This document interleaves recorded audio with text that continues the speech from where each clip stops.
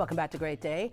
Our next guest's books have been published in over 60 countries in 40 languages and sold more than 2 million copies. Her award-winning work shines a light on history through fictionalized and thrilling portrayals. Her new book, A Fortune of Sand, explores Detroit in the Roaring '20s and the twisted secrets that lie beneath the family's glamorous lifestyle. I'm in, right? New York Times bestselling author Ruta Sepetys joins us right now. Hi. Hi. All right. I was watching your face out of the side of my eye here when I was reading that intro about your books being published in so many countries and so many languages.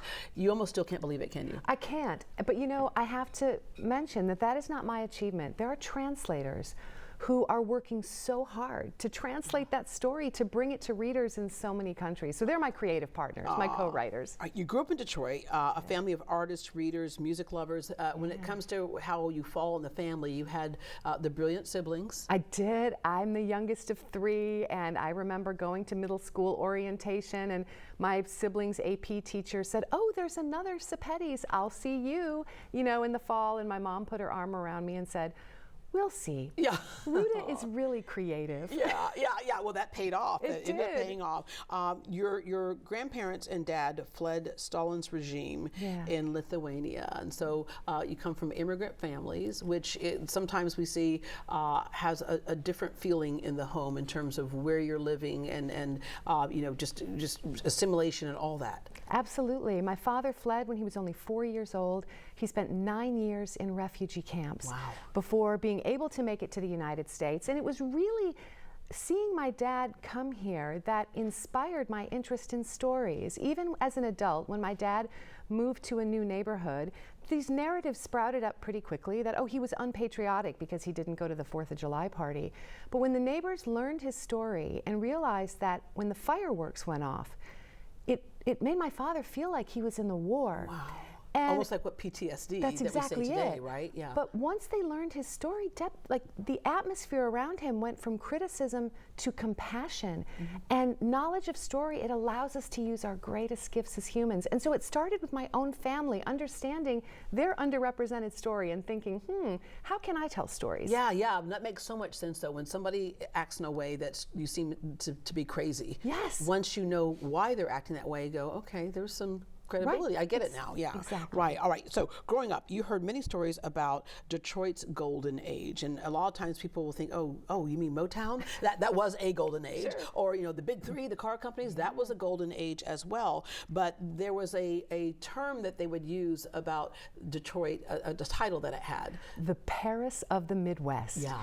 It was the Paris of the Midwest, a city of smoke and ambition. But beneath that was a graveyard of secrets I discovered. And I grew up in Detroit and visited some of these homes. We certainly didn't live in this area, but that had underground tunnels and hidden speakeasies. Oh, wow. And so it just sort of sparked this idea that stayed in the attic of my mind as a novelist. I wanted to write about it for a long time. But that's so cool, though, because you think you're talking about Chicago or Right, New Orleans, sure. right? Yeah, no, but it was also Detroit. You wrote your first novel, although you didn't think you'd become a novelist, Right. in 3rd grade, and it caused a little ruckus. A little. It was called The Adventures of Betsy, and a teacher gave a creativity assignment. That true creativity is taking the expected and making it unexpected. Well, I got an A on the assignment, but the adventures that Betsy was having were so unexpected that the parents highly objected, my friend's parents, to this book. And it became a banned book effectively in 3rd grade. The parents had to take down a 3rd grader. That's I know, pretty funny. and my friends came to school with signs on their chests saying, "Free Betsy." But it stole my courage. I wanted to be a writer at 9 years old, but I thought, man, this is dangerous stuff. And so I knew I wanted to tell stories, so my path was untraditional. My degrees are not in English or history. They're in finance, and I spent 22 years helping songwriters and musicians tell stories through music. Yeah. So I was working in storytelling, but I wasn't telling my own stories. Right, until one of those musicians challenged you and said, why aren't you telling your stories? Backstage at one of the concerts, I had learned that when these songwriters put a piece of themselves in the songs, those were the songs that became the anthems. And so I asked, what's your story? And one day, the lead singer said, okay, girl, what's your story? Yeah. And I said, my story, I'm Lithuanian. And there was this awkward pause.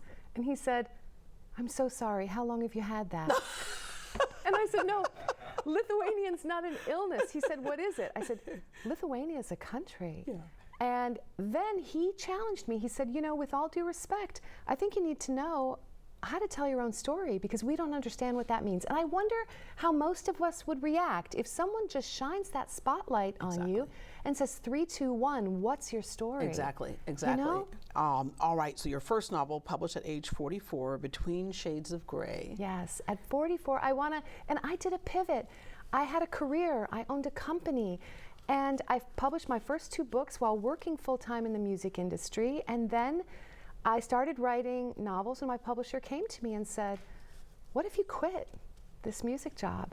And what if you write full-time? And I thought, really? As someone with a degree in finance, you're like, really? That's exactly, yeah. That's exactly what I thought. I'm gonna chuck a whole career to write about totalitarianism and systems of oppression. How is that gonna work? But I had seen the impact.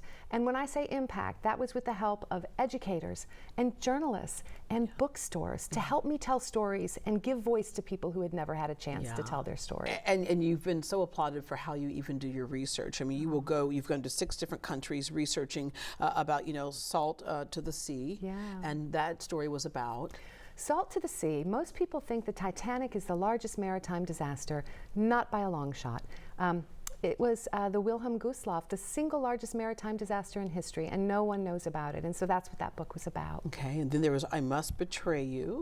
I Must Betray You. We know the story of the Berlin Wall, but in 1989, 23 million people were suffering a terror of tyranny in Romania under this dictatorship. And we didn't know this story. And so the Romanian people said, Ruta, don't bother. The world has forgotten us. And I said, we haven't forgotten you, we just don't know the story. I worked with 75 different true witnesses to build that story and bring that history out of the dark. Yeah, and that is so important because most people won't travel the world to know these stories, nor will we ask someone, the story. I had I think a blessing of growing up and traveling around the world in different situations, and then you realize the world is bigger than where you are, because it's so easy for us to insulate ourselves and think, well, everything's good here, right? Yes. Right. But to learn about what's happening in another part of the world is so important, and you do it in a way that is so greatly presented. All types of awards and accolades. #1 New York Times bestseller, winner of the Carnegie Medal. The president of Lithuania awarded you the Cross of the Knight of the Order, and so you were also the commemorative Lithuanian postage stamp. You were also on that. Can you imagine? When No, they I called can't. and That's said, pretty cool. we need a photo of you. And I said, oh, okay, sure, what for? And they said, a postage stamp. And my parents were alive. My parents were alive to see that. That's and super can you cool. imagine, as a refugee leaving the country? Yeah, invited to speak at the European Parliament and NATO. Yes, NATO, again, knowledge of story. When I spoke at NATO, the Greek delegation raised their hand and said, can I tell you, we didn't know this story. And I thought, wait a minute, we are people who are working together to bridge the widths between us, and we don't even know each other's stories. So those opportunities are really powerful. Yeah, well, and you once again prove that how it connects people, right? All right, A Fortune of Sand. How did you get the idea for this novel? A Fortune of Sand. What determines how history is preserved and recalled? The dominant narrative for the 1920s, flappers, jazz, right? Speakeasies. But when I was doing my research, I researched that was not the real story that most human beings were living. Just a very select few people live like that. And so I wanted to peel back the layers and tell the story and invite readers into this world of illusion of the 20s. And then show them the truth about what people were actually facing during that time period. And I use an automotive family, a wealthy automotive family. Which makes sense with Detroit, the Motor City, right? But who's behaving really badly and gaining a ton of power while doing it. But their youngest daughter discovers a web of lies in the family and then has to face the terrifying truth. Just how far will a dynasty go to keep their secrets? And it's based on all true stories. It took me 13 years to put this one together. I had to work with the FBI. I had to put in Freedom of Information Act What did you have to requests. do with the FBI? Because you were getting your factual things on. And Stuff that could be interpreting encumbered. stories that had been long buried. Oh, wow. Okay.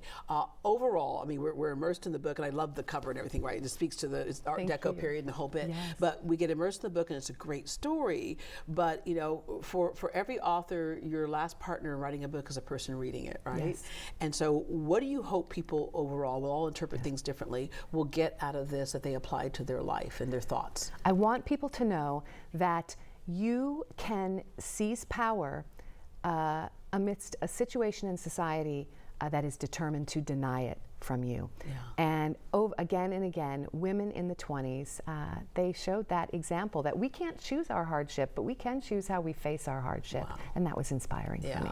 All right. And rounding out, we get the question all the time. I get stopped from people who say, I don't know why they ask me this, but they I guess they think because I've spoken to so many authors, right? They go, I want to write a book. I just don't know how to start, or I just don't know that it will be interesting to anybody. Your best advice to them? My best advice, start small. It can be overwhelming, right? You can write a list of 4 bullet points, but I also want you to give thought. If a book were written about your life, what would the title be? Start with that. If a book were written about your life, and would you write that book or would someone else write it? But if a book was written about your life, what would the title be? Yeah. And I always say to them too, because sometimes they'll say, I don't know if it'll sell. I go, does it matter? Doesn't matter. Write the book out of your own passion and then let the rest take care of itself. The important part is writing something, getting something out of you and out into the open, and then see what happens. You're exactly right. We often feel, oh, our story isn't interesting or it's so obscure. I promise you, if you share your story, you will make the world less lonely for someone else because they will find themselves in that story.